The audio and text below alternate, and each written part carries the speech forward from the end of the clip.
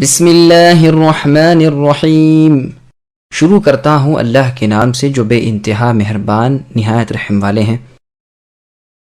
یا ایہا النبی لم تحرم ما احل اللہ لک تبتغی مرضات ازواجک واللہ غفور رحیم قد فرض اللہ لکم تحلة ایمانکم واللہ مولاکم وهو العلیم الحکیم وَإِذْ أَسَرَّ النَّبِيُّ إِلَى بَعْضِ أَزْوَاجِهِ حَدِيثًا فَلَمَّا نَبَّأَتْ بِهِ وَأَظْهَرَهُ اللَّهُ عَلَيْهِ عَرَّفَ بَعْضَهُ وَأَعْرَضَ عَنْ بَعْضٍ فَلَمَّا نَبَّأَهَا بِهِ قَالَتْ مَنْ أَنْبَأَكَ هَذَا قَالَ نَبَّأَنِيَ الْعَلِيمُ الْخَبِيرُ إن تتوبا إلى الله فقد صغت قلوبكما وإن تظاهرا عليه فإن الله هو مولاه وجبريل وصالح المؤمنين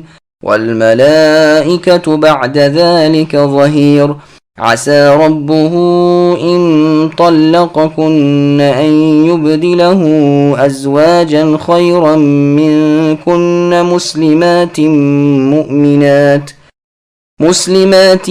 مؤمنات قانتات تائبات عابدات سائحات ثيبات وأبكارا۔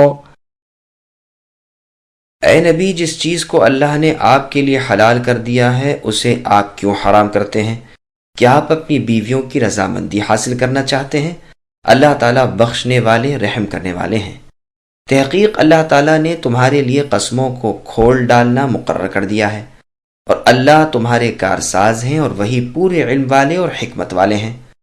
اور یاد کرو جب نبی نے اپنی بعض عورتوں سے یعنی بیویوں سے ایک پوشیدہ بات کہی، پس جب انہوں نے اس بات کی خبر کر دی اور اللہ نے اپنے نبی صلی اللہ علیہ وسلم کو اس پر آگاہ کر دیا تو نبی نے تھوڑی سی بات تو جتا دی اور تھوڑی سی ٹال گئے۔ جب نبی نے اپنی اس بیوی کو یہ بات جتائی تو وہ کہنے لگیں، اس کی خبر آپ کو کس نے دی؟ کہا، سب جاننے والے پوری خبر رکھنے والے اللہ نے مجھے یہ بتلا دیا۔ اے نبی کی دونوں بیویوں، اگر تم اللہ کے سامنے توبہ کر لو تو بہت بہتر ہے، یقیناً تمہارے دل کج ہو گئے ہیں، اور اگر تم نبی کے خلاف ایک دوسرے کی مدد کرو گی پس یقیناً نبی کا کارساز تو اللہ ہیں اور جبریل علیہ السلام ہیں اور نیک ایماندار، اور ان کے علاوہ فرشتے بھی مدد کرنے والے ہیں۔ اگر پیغمبر تمہیں طلاق دے دیں تو بہت جلد انہیں ان کے رب اللہ تعالیٰ تمہارے بدلے تم سے بہتر بیویاں عنایت فرمائیں گے، جو اسلام والیاں، ایمان والیاں، فرما برداری کرنے والیاں، توبہ کرنے والیاں، عبادت بجا لانے والیاں، روزے رکھنے والیاں ہوں گی، بیوہ اور کنواریاں۔ سامعین، اب اس سورت کے شان نزول نیز ان آیتوں کی تفسیر سماعت کیجیے۔ شان نزول کے بارے میں مفسرین کے اقوال۔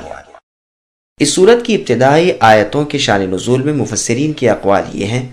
بعض تو کہتے ہیں یہ ماریہ رضی اللہ عنہا کے بارے میں نازل ہوئی ہے، انہیں رسول اللہ نے اپنے اوپر حرام کر لیا تھا جس پر یہ آیتیں نازل ہوئیں۔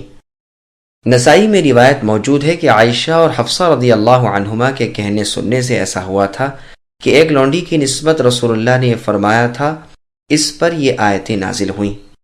زید بن اسلم رحمہ اللہ فرماتے ہیں کہ رسول اللہ نے فرمایا تھا کہ تو مجھ پر حرام ہے اور اللہ کی قسم میں تجھ سے صحبت داری نہ کروں گا۔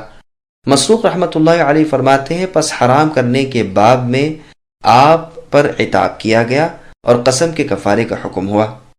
ابن جریر میں ہے کہ ابن عباس رضی اللہ عنہما نے عمر رضی اللہ عنہ سے دریافت کیا کہ یہ دونوں عورتیں کون تھیں؟ فرمایا عائشہ اور حفصہ رضی اللہ عنہما، اور ابتدائی قصہ ام ابراہیم قبطیہ کے بارے میں ہوئی۔ حفصہ رضی اللہ عنہ کے گھر میں ان کے باری والے دن رسول اللہ ان سے یعنی ماریہ القبطیہ ام ابراہیم سے مل لیے تھے، یعنی ان سے جمع کرائے تھے، جس پر حفصہ رضی اللہ عنہ کو رنج ہوا کہ میری باری کے دن میرے گھر اور میرے بستر پر رسول اللہ نے انہیں رضامند کرنے منانے کے لیے کہہ دیا کہ میں اسے اپنے اوپر حرام کرتا ہوں، اب تم اس واقعے کا ذکر کسی سے نہ کرنا۔ لیکن حفصہ رضی اللہ عنہا نے عائشہ رضی اللہ عنہا سے واقعہ کہہ دیا۔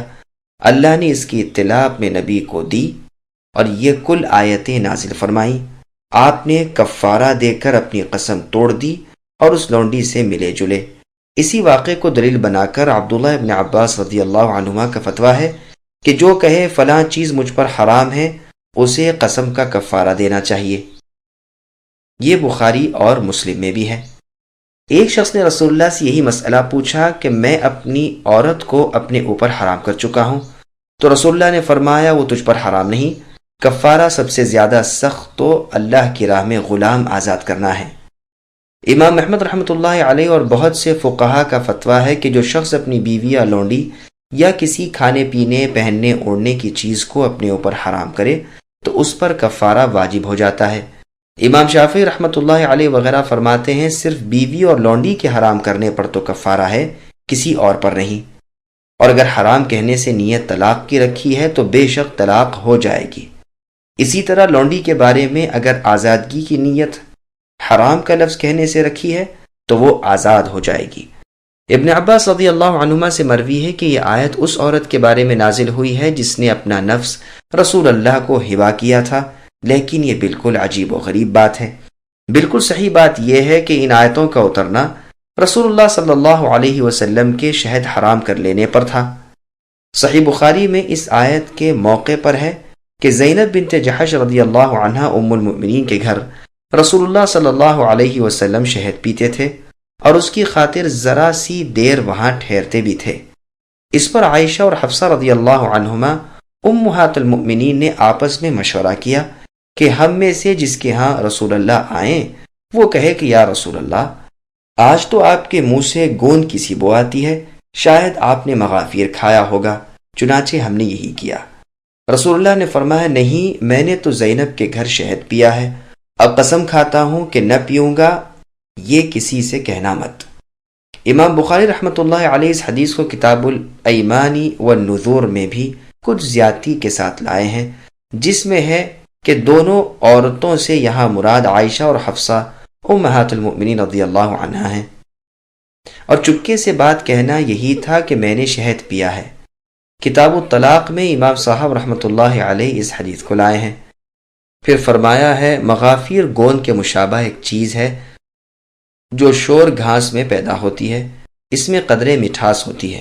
صحیح بخاری کی کتاب الطلاق میں حدیث عائشہ رضی اللہ عنہا سے ان الفاظ میں مروی ہے کہ رسول اللہ کو مٹھاس اور شہد بہت پسند تھا۔ عصر کی نماز کے بعد اپنی بیویوں کے گھر آتے اور کسی سے نزدیکی کرتے۔ ایک مرتبہ رسول اللہ حفصہ رضی اللہ عنہا کے پاس گئے اور جتنا وہاں رکتے تھے اس سے زیادہ رکے۔ مجھے غیرت سوار ہوئی، تحقیقی تو معلوم ہوا کہ ان کی قوم کی ایک عورت نے ایک کپی شہد کی انہیں بطور ہدیہ کے بھیجی ہے۔ انہوں نے رسول اللہ کو شہد کا شربت پلایا اور اتنی دیر روک رکھا۔ میں نے کہا خیر، اسے کسی حیلے سے ٹال دوں گی۔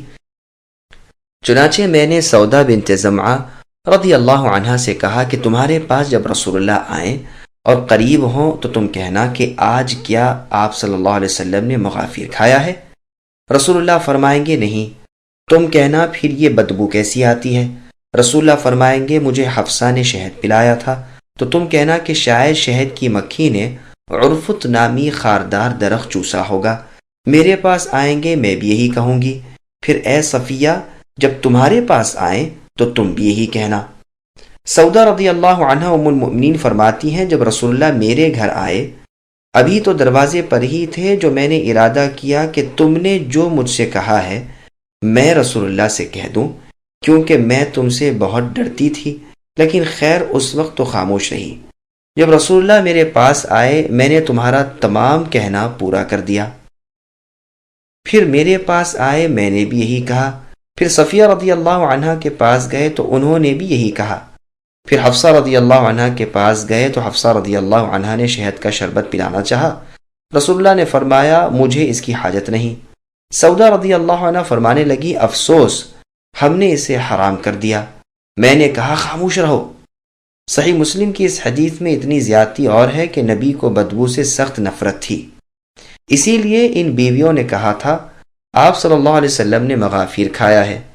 اس میں بھی قدرے بدبو ہوتی ہے، جب رسول اللہ نے جواب دیا کہ نہیں، میں نے شہد پیا ہے، تو انہوں نے کہہ دیا کہ پھر اس شہد کی مکھی نے عرف درخت کو چوسا ہوگا جس کے گوند کا نام مغافیر ہے، اور اس کے اثر سے اس شہد میں اس کی بو رہ گئی ہوگی۔ اس روایت میں لفظ جرس ہے جس کے معنی جوہری نے کیے ہیں کھایا، اور شہد کی مکھیوں کو بھی جوارس کہتے ہیں، اور جرس مدھم ہلکی آواز کو کہتے ہیں۔ عرب کہتے ہیں سمعت جرس الطیر، جبکہ پرندہ دانہ چگ رہا ہو اور اس کی چونچ کی آواز سنائی دیتی ہو۔ ایک حدیث میں ہے پھر وہ جنتی پرندوں کی ہلکی اور میٹھی سہانی آوازیں سنیں گے۔ یہاں بھی عربی میں لفظ جرس ہے۔ اسمعی کہتے ہیں کہ شعبہ رحمۃ اللہ علیہ کی مجلس میں تھا، وہاں انہوں نے اس لفظ جرس کو جرش بڑی شین کے ساتھ پڑھا۔ میں نے کہا چھوٹے سین سے ہے۔ شعبہ نے میری طرف دیکھا اور فرمایا یہ ہم سے زیادہ اسے جانتے ہیں، یہی ٹھیک ہے، تم اصلاح کر لو۔ الغز شہد نوشی کے واقعے میں شہد پلانے والیوں میں دو نام مروی ہیں، ایک حفصہ کا، دوسرا زینب رضی اللہ عنہما کا، بلکہ اس امر پر اتفاق کرنے والیوں میں عائشہ کے ساتھ حفصہ رضی اللہ عنہما کا نام ہے۔ پس ممکن ہے یہ دو واقعے ہوں، یہاں تک تو ٹھیک ہے، لیکن ان دونوں کے بارے میں اس آیت کا نازل ہونا ذرا غور طلب ہے، واللہ اعلم۔ آپس میں اس قسم کا مشورہ کرنے والی عائشہ اور حفصہ رضی اللہ عنہما تھیں، اور اس حدیث سے بھی معلوم ہوتا ہے جو مسند احمد میں ابن عباس رضی اللہ عنہما سے مروی ہے، فرماتے ہیں مجھے مدتوں سے آرزو تھی کہ عمر رضی اللہ عنہ سے رسول اللہ کی ان دونوں بیوی صاحبان کا نام معلوم کروں جن کا ذکر آیت ان تتوبا میں ہے۔ پس حج کے سفر میں جب خلیفۃ الرسول چلے یعنی عمر رضی اللہ عنہ، تو میں بھی ہم رکاب ہو گیا۔ ایک راستے میں عمر رضی اللہ عنہ راستہ چھوڑ کر جنگل کی طرف چلے، میں ڈولچی لیے ہوئے پیچھے پیچھے گیا۔ آپ رضی اللہ عنہ حاجت ضروری سے فارغ ہو کر آئے، میں نے پانی ڈلوایا اور وضو کرایا۔ اب موقع پا کر سوال کیا کہ اے امیر المؤمنین، جن کے بارے میں یہ آیت ہے وہ دونوں کون ہیں؟ آپ نے فرمایا ابن عباس، افسوس۔ زہری رحمۃ اللہ علیہ فرماتے ہیں عمر رضی اللہ عنہ کو ان کا یہ دریافت کرنا برا معلوم ہوا، لیکن چھپانا جائز نہ تھا، اس لیے جواب دیا کہ اس سے مراد عائشہ اور حفصہ رضی اللہ عنہما ہیں۔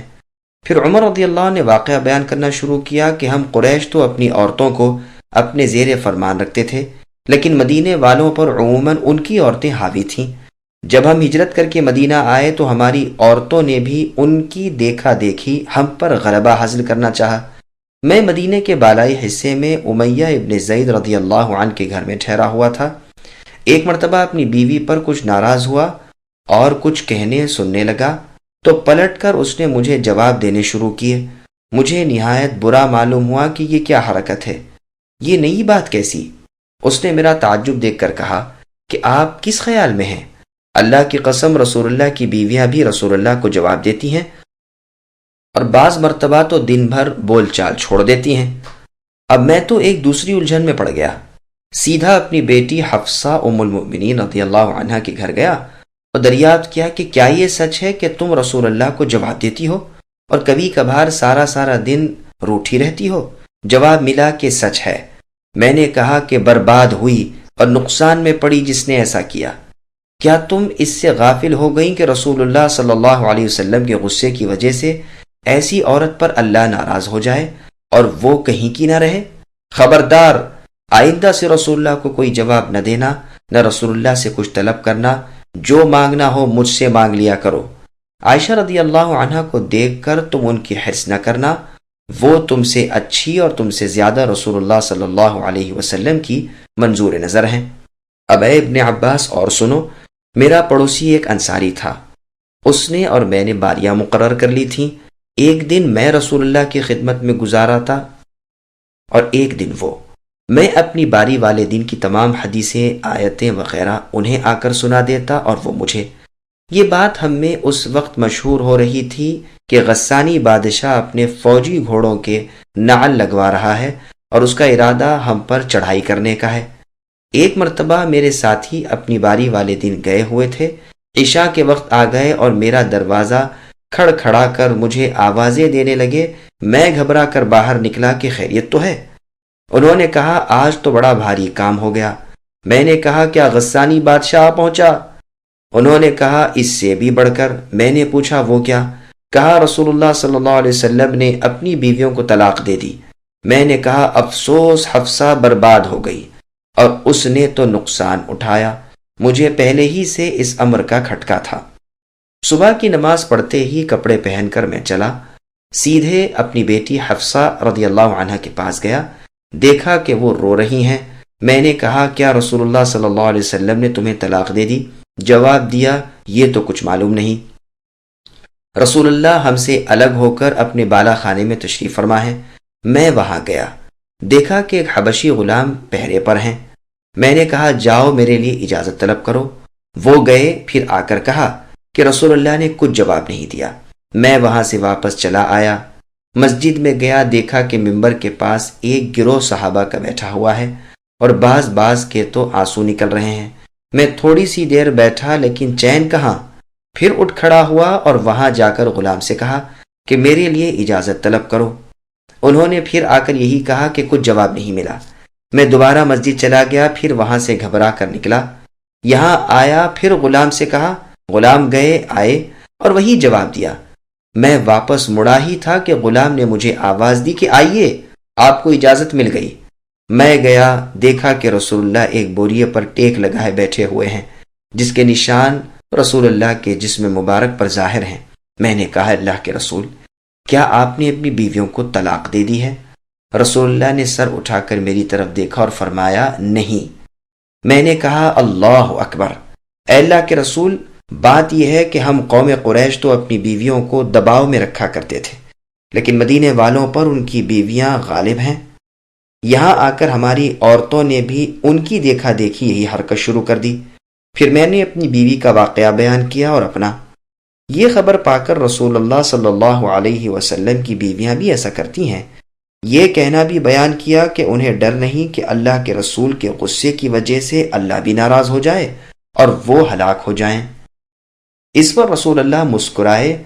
میں نے پھر اپنا حفصہ کے پاس جانا اور انہیں عائشہ رضی اللہ عنہ کی ریز کرنے سے روکنا بیان کیا۔ اس پر دوبارہ مسکرائے۔ میں نے کہا اگر اجازت ہو تو ذرا سی دیر اور رک جاؤں۔ رسول اللہ نے اجازت دی، میں بیٹھ گیا۔ اب جو سر اٹھا کر چوطرف نظریں دوڑائیں تو رسول اللہ کی بیٹھک دربار خاص میں سوائے 3 خشک کھالوں کی اور کوئی چیز نہ دیکھی۔ آزردہ دل ہو کر عرض کیا اللہ کے رسول، دعا کیجیے کہ اللہ تعالیٰ آپ کی امت پر کشادگی کرے۔ دیکھیے تو فارسی اور رومی کفار و مشرکین کے حکمراں جو اللہ کی عبادت ہی نہیں کرتے، انہیں کس قدر دنیا کی نعمتوں میں وسعت دی گئی ہے۔ یہ سنتے ہی رسول اللہ سنبھل بیٹھے اور فرمانے لگے، اے ابن خطاب، کیا تم شک میں ہو؟ اس قوم کی یعنی ان کفار و مشرکین رومیوں کی اچھائیاں انہیں بعجلت دنیا میں ہی دے دی گئیں۔ میں نے کہا اللہ کے رسول، میرے لیے اللہ سے طلب بخشش کیجیے۔ بات یہ تھی کہ آپ نے بوجہ سخت ناراضی قسم کھا لی تھی کہ مہینہ بھر تک اپنی بیویوں کے پاس نہ جاؤں گا، یہاں تک کہ اللہ تعالیٰ نے آپ کو تنبیہ کی۔ یہ حدیث بخاری، مسلم، ترمذی اور نسائی میں بھی ہے۔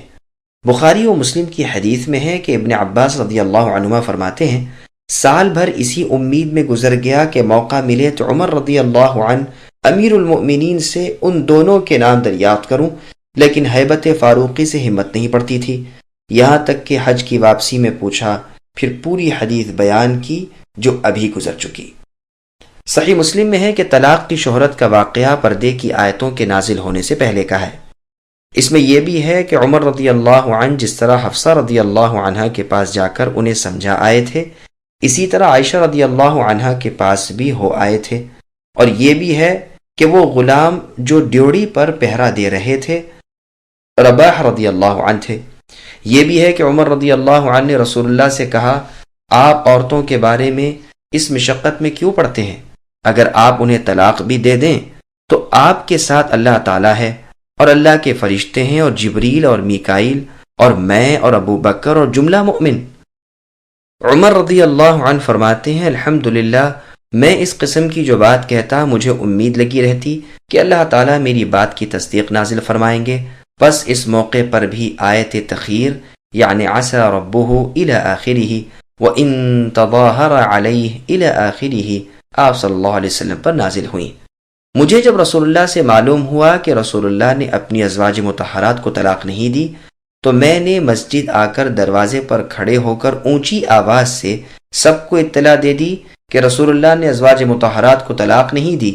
اسی کے بارے میں آیت وَإِذَا جَاءَهُمْ أَمْرٌ مِّنَ الْأَمْنِ أَوِ الْخَوْفِ اتری، یعنی جہاں انہیں کوئی امن کی یا خوف کی خبر پہنچی کہ یہ اسے شہرت دینے لگتے ہیں، اگر یہ اس خبر کو رسول اللہ یا ذی عقل و علم مسلمانوں تک پہنچا دیتے تو بے شک ان میں سے جو لوگ محقق ہیں وہ اسے سمجھ لیتے۔ عمر رضی اللہ عنہ یہاں تک اس آیت کو پڑھ کر فرماتے ہیں بس اس امر کا استنباط کرنے والوں میں ہی ہوں۔ اور بھی بہت سے بزرگ مفسرین سے مروی ہے کہ صالح المؤمنین سے مراد ابو بکر اور عمر رضی اللہ عنہما ہیں۔ بعضوں نے عثمان رضی اللہ عنہ کا نام بھی لیا ہے، بعض نے علی رضی اللہ عنہ کا۔ صحیح بخاری میں ہے کہ رسول اللہ صلی اللہ علیہ وسلم کی بیویاں غیرت میں آ گئیں، جس پر میں نے ان سے کہا کہ اگر رسول اللہ تمہیں طلاق دے دیں گے تو اللہ تعالیٰ تم سے بہتر بیویاں رسول اللہ کو دیں گے، پس میرے لفظوں ہی میں قرآن کی یہ آیت اتری۔ پہلے یہ بیان ہو چکا ہے کہ عمر رضی اللہ عنہ نے بہت سی باتوں میں قرآن کی موافقت کی، جیسے پردے کے بارے میں، بدری قیدیوں کے بارے میں، مقام ابراہیم کو قبلہ ٹھہرانے کے بارے میں۔ ابن ابی حاتم کی روایت میں ہے کہ مجھے جب امہات المؤمنین کی اس رنجش کی خبر پہنچی تو ان کی خدمت میں گیا اور انہیں یہی کہنا شروع کیا، یہاں تک کہ آخری ام المؤمنین کے پاس پہنچا تو مجھے جواب ملا کہ کیا ہمیں رسول اللہ صلی اللہ علیہ وسلم خود نصیحت کرنے کے لیے کم ہیں جو تم آ گئے؟ اس پر میں تو خاموش ہو گیا، لیکن قرآن میں عسى ربہ آیتیں نازل ہوئیں۔ صحیح بخاری میں ہے کہ جواب دینے والی ام المؤمنین ام سلمہ رضی اللہ عنہا تھیں۔ مقصد یہ ہے کہ ان تمام روایات سے ان پاک آیتوں کی تفسیر تو ظاہر ہی ہے۔ سائحاتن کی تفسیر ایک تو یہ ہے کہ روزے رکھنے والیاں، ایک مرفوع حدیث میں بھی یہی تفسیر اس لفظ کی آئی ہے جو حدیث سورہ براء کے اس لفظ کی تفسیر میں گزر چکی ہے۔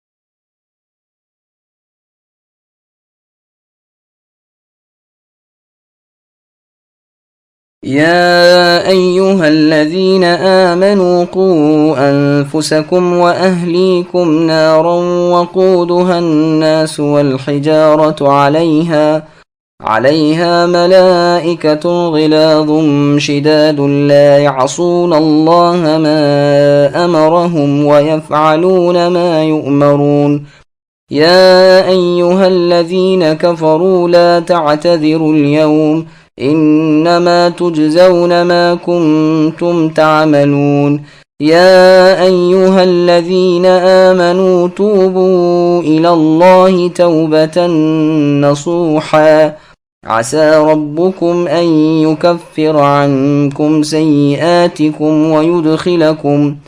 ويدخلكم جنات تجري من تحتها الأنهار يوم لا يخزي الله النبي والذين آمنوا معه نورهم يسعى بين أيديهم وبأيمانهم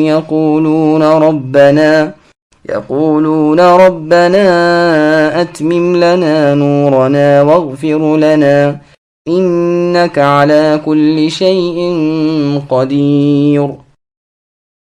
اے ایمان والو، تم اپنے آپ کو اور اپنے گھر والوں کو اس آگ سے بچاؤ جس کا ایندھن انسان ہیں اور پتھر، جس پر سخت دل مضبوط فرشتے مقرر ہیں، جنہیں جو حکم اللہ تعالیٰ دیتے ہیں وہ اس حکم کی نافرمانی نہیں کرتے بلکہ جو حکم کیا جائے بجا لاتے ہیں۔ اے کافرو، تم آج عذر معذرت مت کرو، تمہیں صرف تمہارے کرتوت کا بدلہ دیا جا رہا ہے۔ اے ایمان والو، تم اللہ کے سامنے سچی خالص توبہ کرو، ممکن ہے کہ تمہارے رب تمہارے گناہ دور کر دیں اور تمہیں ایسی جنتوں میں پہنچائیں جن کے نیچے نہریں جاری ہیں، جس دن اللہ تعالیٰ نبی صلی اللہ علیہ وسلم کو اور ایمانداروں کو جو ان کے ساتھ ہیں رسوا نہ کریں گے۔ اور ایمانداروں کا نور ان کے سامنے اور ان کے دائیں دوڑ رہا ہوگا، یہ دعائیں کرتے ہوں گے، اے ہمارے رب ہمیں ضیاء عطا فرمائیے اور ہمیں بخش دیجئے، یقیناً آپ ہر چیز پر قادر ہیں۔ سامعین، اب ان آیتوں کی تفسیر سماعت کیجئے۔ جہنم سے بچو اور گھر والوں کو بچاؤ۔ ابن عباس رضی اللہ عنہما فرماتے ہیں، اللہ کے فرمان بجا لاؤ، اللہ کی نافرمانیاں مت کرو، اپنے گھرانے کے لوگوں کو اللہ کے ذکر کی تاکید کرو تاکہ اللہ تمہیں جہنم سے بچا لے۔ مجاہد رحمۃ اللہ علیہ فرماتے ہیں، اللہ سے ڈرو اور اپنے گھر والوں کو بھی یہی تلقین کرو۔ قتادہ رحمۃ اللہ علیہ فرماتے ہیں، اللہ کی اطاعت کا حکم دو اور نافرمانیوں سے روکتے رہو، ان پر اللہ کے حکم قائم رکھو اور انہیں احکام الہی بجا لانے کی تاکید کرتے رہو، نیک کاموں میں ان کی مدد کرو اور برے کاموں پر انہیں ڈانٹو ڈپٹو۔ ضحاک و مقاتل رحمۃ اللہ علیہ فرماتے ہیں، ہر مسلمان پر فرض ہے کہ اپنے رشتے کنبے کے لوگوں کو اور اپنے لونڈی غلام کو اللہ کے فرمان بجا لانے کی اور اللہ کی نافرمانیوں سے روکنے کی تعلیم دیتا رہے۔ مسند احمد میں رسول اللہ صلی اللہ علیہ وسلم کا ارشاد ہے کہ جب بچے 7 سال کے ہو جائیں انہیں نماز پڑھنے کو کہتے سنتے رہا کرو، جب 10 سال کے ہو جائیں اور نماز میں سستی کریں تو انہیں مار کر دھمکا کر پڑھاؤ۔ یہ حدیث ابو داؤد اور ترمذی میں بھی ہے۔ فقہا کا فرمان ہے کہ اسی طرح روزے کی بھی تاکید اور تنبیہ اس عمر سے شروع کر دینی چاہیے تاکہ بالغ ہونے تک پوری طرح نماز روزے کی عادت ہو جائے۔ اطاعت کے بجا لانے اور معصیت سے بچتے رہنے اور برائی سے دور رہنے کا سلیقہ پیدا ہو جائے۔ ان کاموں سے تم اور وہ جہنم کی آگ سے بچ جاؤ گے جس کا ایندھن انسانوں کے جسم اور پتھر ہیں۔ ان چیزوں سے یہ آگ سلگائی گئی ہے، پھر خیال کر لو کہ کس قدر تیز ہوگی۔ پتھر سے مراد یا تو وہ پتھر ہیں جن کی دنیا میں لوگ اللہ کے علاوہ پرستش کرتے رہے ہیں، جیسے اور جگہ ہے انکم وما تعبدون من دون اللہ حصب جہنم، کہ تمہارے وہ معبود جہنم کی لکڑیاں ہیں یا گندھک کے نہایت ہی بدبودار پتھر ہیں۔ پھر ارشاد ہوتا ہے، اس آگ سے عذاب کرنے والے فرشتے سخت طبیعت والے ہیں جن کے دلوں میں کافروں کے لیے اللہ نے رحم رکھا ہی نہیں، اور جو بدترین ترکیبوں سے بڑی بھاری سزائیں کرتے ہیں، جن کے دیکھے سے بھی پتا پانی اور کلیجہ چھنی ہو جائے۔ اکرمہ رحمۃ اللہ علیہ فرماتے ہیں، جب دوزخیوں کا پہلا جھتا جہنم کو چلے گا تو دیکھے گا کہ پہلے دروازے پر 4 لاکھ فرشتے عذاب کرنے والے تیار ہیں، جن کے چہرے بڑے ہیبت ناک اور نہایت سیاہ ہیں، کچلیاں باہر کو نکلی ہوئی ہیں، سخت بے رحم ہیں، ایک ذرے کے برابر بھی اللہ نے ان کے دلوں میں رحم نہیں رکھا۔ اس قدر جسیم یعنی بڑی جسامت والے ہیں کہ اگر کوئی پرندہ ان کے کھوے سے اڑ کر دوسرے کھوے تک پہنچنا چاہے تو 2 مہینے گزر جائیں۔ پھر وہ دروازے پر 19 فرشتے پائیں گے جن کے سینوں کی چوڑائی 70 سال کی ہے۔ پھر ایک دروازے سے دوسرے دروازے کی طرف دھکیل دیے جائیں گے، 500 سال تک گرتے رہنے کے بعد دوسرا دروازہ آئے گا، وہاں بھی ایسے ہی اور اتنے ہی فرشتوں کو موجود پائیں گے۔ اسی طرح ہر دروازے پر یہ فرشتے اللہ تعالیٰ کے فرمان کے تابع ہیں۔ ادھر فرمایا گیا، ادھر انہوں نے عمل شروع کر دیا۔ ان کا نام زبانیہ ہے۔ اللہ ہمیں اپنے عذابوں سے اپنی پناہ دے، آمین۔ قیامت کے دن کفار سے فرمایا جائے گا، آج تم بیکار عذر پیش نہ کرو، کوئی معذرت ہمارے سامنے چل نہ سکے گی، تمہارے کرتوت کا مزہ تمہیں چکنا ہی پڑے گا۔ پھر ارشاد ہے کہ ایمان والو تم سچی اور خالص توبہ کرو جس سے تمہارے اگلے گناہ معاف ہو جائیں، میل کچیل دھل جائے، برائیوں کی عادت چھٹ جائے۔ نعمان ابن بشیر رضی اللہ عنہ نے اپنے خطبے میں بیان فرمایا کہ لوگوں، میں نے عمر ابن الخطاب رضی اللہ عنہ سے سنا ہے کہ خالص توبہ یہ ہے کہ انسان گناہ کی معافی چاہے اور پھر اس گناہ کو نہ کرے۔ یہ روایت مستدرک حاکم کی ہے۔ علماء سلف فرماتے ہیں، توبہ خالص یہ ہے کہ گناہ کو اسی وقت چھوڑ دے، جو ہو چکا ہے اس پر نادم ہو اور آئندہ کے لیے نہ کرنے کا پختہ عزم ہو، اور اگر گناہ میں کسی انسان کا حق ہے تو چوتھی شرط یہ ہے کہ وہ حق باقاعدہ ادا کرے۔ ابی بن کعب رضی اللہ عنہ فرماتے ہیں، ہمیں کہا گیا تھا کہ اس امت کے آخری لوگ قیامت کے قریب کیا کیا کام کریں گے۔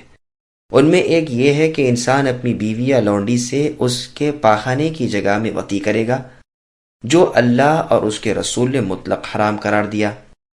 اور جس فعل پر اللہ اور اللہ کے رسول کی ناراضی ہوتی ہے۔ اسی طرح مرد مرد سے بدفعلی کریں گے یعنی ہم جنس پرستی، جو اللہ اور رسول صلی اللہ علیہ وسلم کی ناراضی کا باعث ہے۔ ان لوگوں کی نماز بھی اللہ کے ہاں مقبول نہیں جب تک کہ یہ توبہ نصوح نہ کریں۔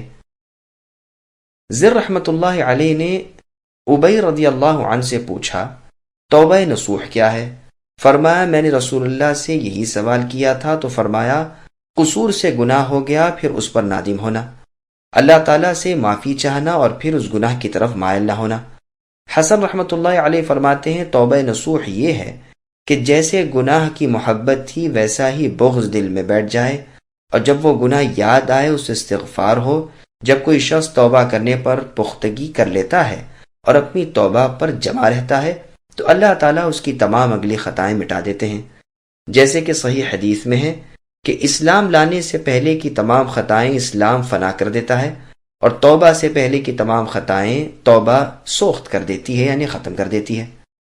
اب رہی یہ بات کہ توبہ نصوح میں یہ شرط بھی ہے کہ توبہ کرنے والا پھر مرتے دم تک اس گناہ کو نہ کرے، جیسے کہ احادیث و آثار ابھی بیان ہوئے، جن میں ہے کہ پھر کبھی نہ کرے، یا صرف اس کا عزم راسخ کافی ہے کہ اسے اب کبھی نہ کروں گا، گو پھر بتقاضۂ بشریت بھولے چوکے ہو جائے، جیسے کہ ابھی حدیث گزری کہ توبہ اپنے سے پہلے گناہوں کو بالکل مٹا دیتی ہے، تو بمجرد توبہ کے ہی گناہ معاف ہو جاتے ہیں، یا پھر مرتے دم تک اس کام کا نہ ہونا گناہ کی معافی کی شرط کے طور پر ہے۔ بس پہلی بات کی دلیل تو یہ حدیث صحیح ہے کہ جو شخص اسلام میں نیکیاں کرے وہ اپنی جاہلیت کی برائیوں پر پکڑا نہ جائے گا، اور جو اسلام لا کر بھی برائیوں میں مبتلا رہے وہ اسلام کی اور جاہلیت کی دونوں برائیوں میں پکڑا جائے گا۔ پس اسلام جو کہ گناہوں کو دور کرنے میں توبہ سے بڑھ کر ہے، جب اس کے بعد بھی اپنی بد کرداریوں کی وجہ سے پہلی برائیوں میں بھی پکڑ ہوئی تو توبہ کے بعد تو بطور اولا ہونی چاہیے۔ واللہ اعلم۔ لفظ عسا گو تمنا، امید اور امکان کے معنی دیتا ہے، لیکن کلام اللہ میں اس کے معنی تحقیق کے ہوتے ہیں۔ پس فرمان ہے کہ خالص توبہ کرنے والے قطعاً اپنے گناہوں کو معاف کر ڈالیں گے اور سرسبز و شاداب جنتوں میں جائیں گے۔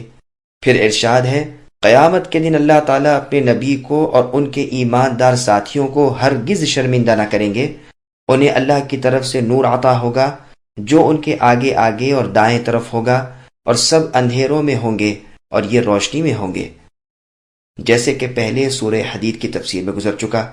جب یہ دیکھیں گے کہ منافقوں کو جو روشنی ملی تھی عین ضرورت کے وقت وہ ان سے چھین لی گئی اور وہ اندھیروں میں بھٹکتے رہ گئے، تو دعا کریں گے کہ اے اللہ ہمارے ساتھ ایسا نہ ہو، ہماری روشنی تو آخر وقت تک ہمارے ساتھ ہی رہے، ہمارا نور ایمان بجھنے نہ پائے۔ مسند احمد کی ایک حدیث میں ہے رسول اللہ فرماتے ہیں قیامت کے دن سب سے پہلے سجدے کی اجازت مجھے دی جائے گی، اور اسی طرح سب سے پہلے سجدے سے سر اٹھانے کی اجازت بھی مجھ ہی کو مرمت ہوگی۔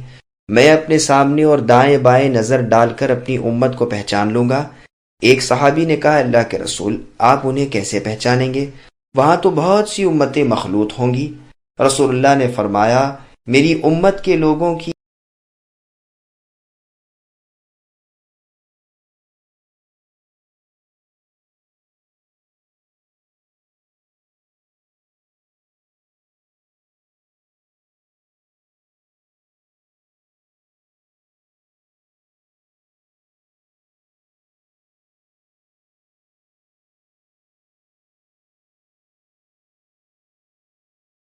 يا أيها النبي جاهد الكفار والمنافقين واغلظ عليهم ومأواهم جهنم وبئس المصير ضرب الله مثلا للذين كفروا امرأة نوح وامرأة لوط كانتا تحت عبدين من عبادنا صالحين فخانتاهما فلم يغنيا عنهما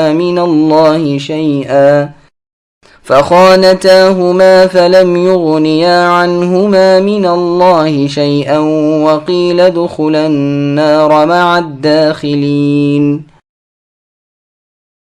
اے نبی کافروں اور منافقوں سے جہاد کیجیے اور ان پر سختی کیجیے، ان کا ٹھکانہ جہنم ہے، جو بہت بری جگہ ہے۔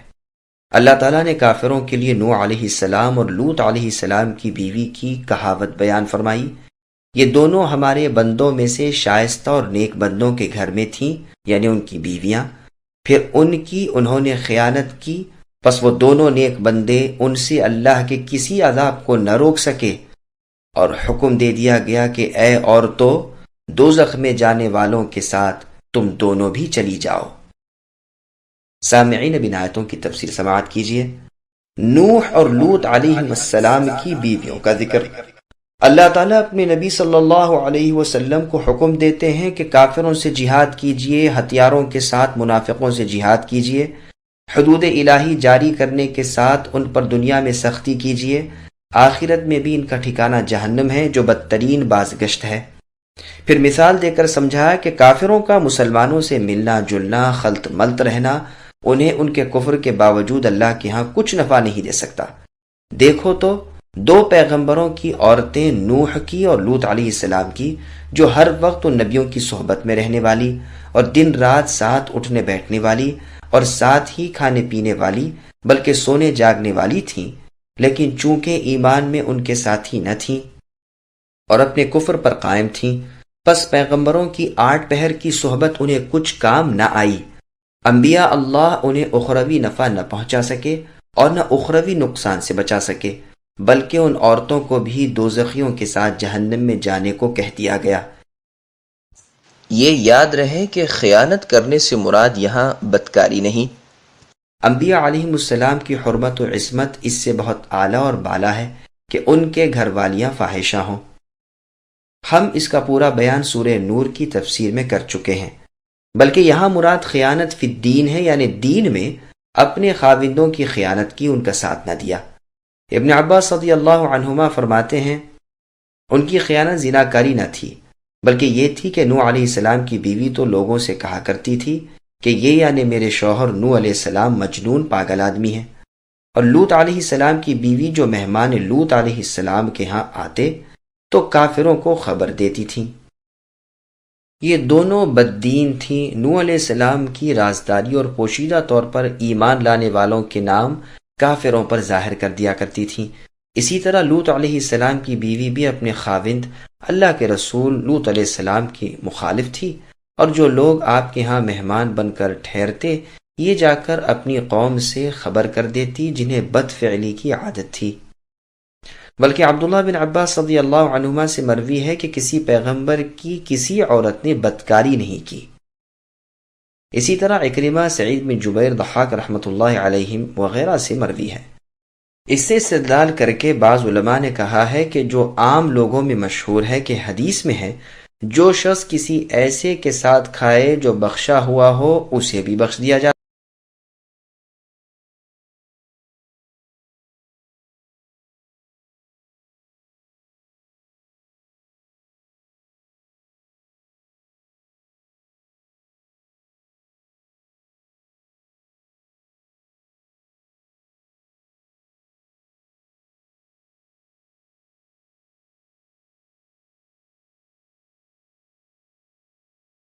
وضرب الله مثلا للذين آمنوا امرأة فرعون إذ قالت رب ابن لي عندك بيتا في الجنة ونجني من فرعون وعمله ونجني من القوم الظالمين ومريم ابنة عمران التي أحصنت فرجها فنفخنا فيه من روحنا وصدقت بكلمات ربها وكتبه وكانت من القانتين۔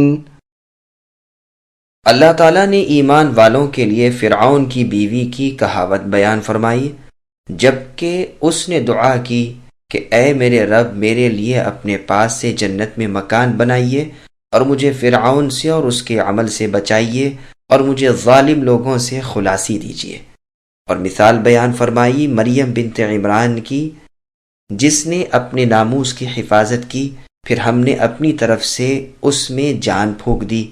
مریم اپنے رب کی باتیں اور اپنے رب کی کتابوں کو مانتی تھیں اور عبادت گزاروں میں سے تھیں۔ سامعین، اب ان آیتوں کی تفسیر سماعت کیجیے۔ فرعون کی بیوی آسیہ بنت مزاحم اور عیسیٰ علیہ السلام کی والدہ مریم بنت عمران علیہم السلام کے فضائل۔ یہاں اللہ تعالیٰ مسلمانوں کے لیے مثال بیان فرما کر ارشاد فرماتے ہیں کہ اگر یہ اپنی ضرورت پر کافروں سے خلط ملط ہوں تو انہیں کچھ نقصان نہ ہوگا، جیسے اور جگہ ہے لا يتخذ المؤمنون الكافرین اولیاء من دون المؤمنین الی آخر الآیہ، یعنی ایمانداروں کو چاہیے کہ مسلمانوں کے سوا اوروں سے دوستیاں نہ کریں، جو ایسا کرے گا وہ اللہ کی طرف سے کسی بھلائی میں نہیں، ہاں اگر بطور بچاؤ اور دفع الوقتی کے ہو تو اور بات ہے۔ قتادہ رحمۃ اللہ علیہ فرماتے ہیں روئے زمین کے تمام تر لوگوں میں سب سے زیادہ سرکش فرعون تھا، لیکن اس کے کفر نے بھی اس کی بیوی کو کچھ نقصان نہ پہنچایا، اس لیے کہ وہ اپنے زبردست ایمان پر پوری طرح قائم تھیں اور رہیں۔ جان لو کہ اللہ تعالیٰ عادل حاکم ہیں، وہ ایک کے گناہ پر دوسرے کو نہیں پکڑتے۔ سلمان رضی اللہ عنہ فرماتے ہیں فرعون اس نیک بخت بیوی یعنی آسیہ علیہ السلام کو طرح طرح سے ستاتا تھا، سخت گرمیوں میں انہیں دھوپ میں کھڑا کر دیتا، لیکن پروردگار اپنے فرشتوں کے پروں کا سایہ ان پر کر دیتے اور انہیں گرمی کی تکلیف سے بچا لیتے، بلکہ انہیں ان کے جنتی مکان کو دکھا دیتے، جس سے ان کی روح کی تازگی اور ایمان کی زیادتی ہو جاتی۔ یہ اپنی شہادت کے وقت دعا مانگتی ہیں کہ اے اللہ جنت میں اپنے قریب کی جگہ مجھے عنایت فرمائیے۔ اس دعا کی باریکی پر بھی نگاہ ڈالیے کہ پہلے اللہ کا پڑوس مانگا جا رہا ہے، پھر گھر کی درخواست کی جا رہی ہے۔ اس واقعے کے بیان میں مرفوع حدیث بھی وارد ہوئی ہے۔ پھر دعا کرتی ہیں کہ مجھے فرعون اور اس کے عمل سے نجات دیجیے، میں اس کی کفریہ حرکتوں سے بیزار ہوں، مجھے ظالم قوم سے عافیت میں رکھیے۔ ان بیوی صاحبہ کا نام آسیہ بنت مزاحم علیہ السلام تھا۔ پھر دوسری مثال مریم بنت عمران علیہ السلام کی بیان کی جاتی ہے کہ وہ نہایت پاک دامن تھی، ہم نے اپنے فرشتے جبرائیل علیہ السلام کی معرفت ان میں رو پھونکی۔ جبرائیل علیہ السلام کو انسانی صورت میں اللہ تعالیٰ نے بھیجا تھا اور حکم دیا تھا کہ وہ اپنے منہ سے ان کے گریبان یعنی مریم علیہ السلام کے پھونک مار دے، اسی سے حمل رہ گیا اور عیسیٰ علیہ السلام پیدا ہوئے، پس فرمان ہے کہ ہم نے اس میں اپنی روح پھونکی۔ پھر مریم علیہ السلام کی تعریف ہو رہی ہے کہ وہ اپنے رب کی تقدیر اور شریعت کو سچ ماننے والی تھیں اور پوری فرما بردار تھیں۔ مسند احمد میں ہے کہ رسول اللہ صلی اللہ علیہ وسلم نے زمین پر 4 لکیریں کھینچی اور صحابہ رضی اللہ عنہم سے دریافت کیا جانتے ہو کہ یہ کیا ہے؟ انہوں نے جواب دیا کہ اللہ تعالیٰ اور اللہ کے رسول ہی کو پورا علم ہے۔ رسول اللہ نے فرمایا سنو، تمام جنتی عورتوں میں سے افضل خدیجہ بنت خویلد ام المؤمنین اور فاطمہ بنت محمد رضی اللہ عنہا اور مریم بنت عمران علیہ السلام اور آسیہ بنت مزاحم امرأۃ فرعون ہیں، جو فرعون کی بیوی تھیں۔ صحیح بخاری اور صحیح مسلم میں ہے کہ رسول اللہ نے فرمایا مردوں میں تو صاحب کمال بہت سارے ہوئے ہیں، لیکن عورتوں میں سے کامل عورتیں صرف آسیہ ہیں جو فرعون کی بیوی تھیں، اور مریم بنت عمران ہیں جو عیسیٰ علیہ السلام کی والدہ ہیں، اور خدیجہ بنت خویلد ہیں جو ام المؤمنین اور رسول اللہ کی زوجہ ہیں، اور عائشہ ام المؤمنین رضی اللہ عنہا